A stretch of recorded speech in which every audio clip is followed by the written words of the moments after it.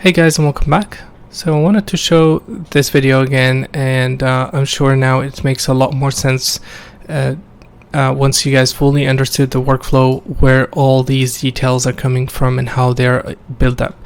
And you can see that I have some bit more details here, but you can see the behavior of the fracturing in action there.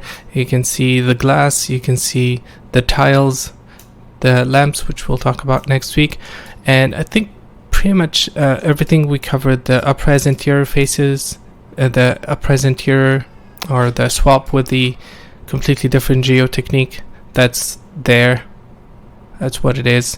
And then the other thing is there is an upres interior that I didn't talk about, but basically we can take the RBD interior node and apply it to the high-res geometry, which we can use to add details to the interior faces.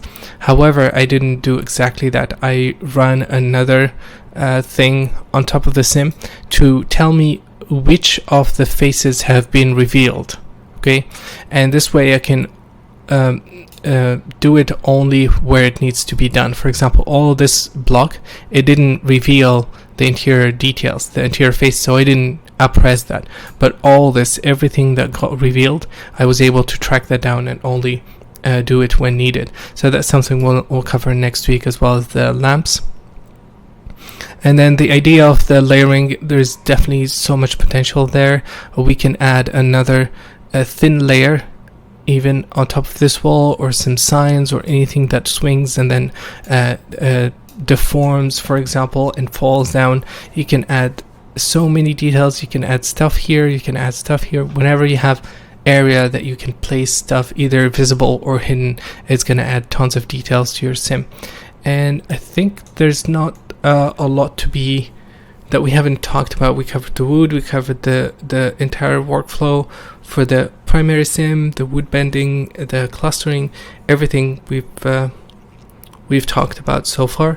And my expectation from this week is I want to see a mid-res sim taken into to be a very high-res sim using the upres workflow, some swapping of the geometry, and some extra attachment. I think the glass is a great example.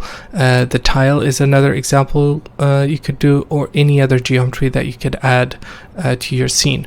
Now, remember that whenever you do the upres or the secondary sim, you have to include all the passive geometry in there to get the proper collision and everything.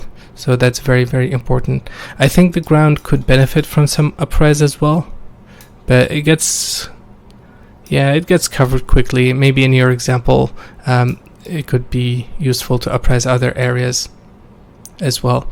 And as for the wood, if we wanted to do extra upres, we could apply the same technique. We just have to make sure that we are fracturing that using the wood-like pattern, and we take the geometry and just fracture it again. Basically, that's how it is.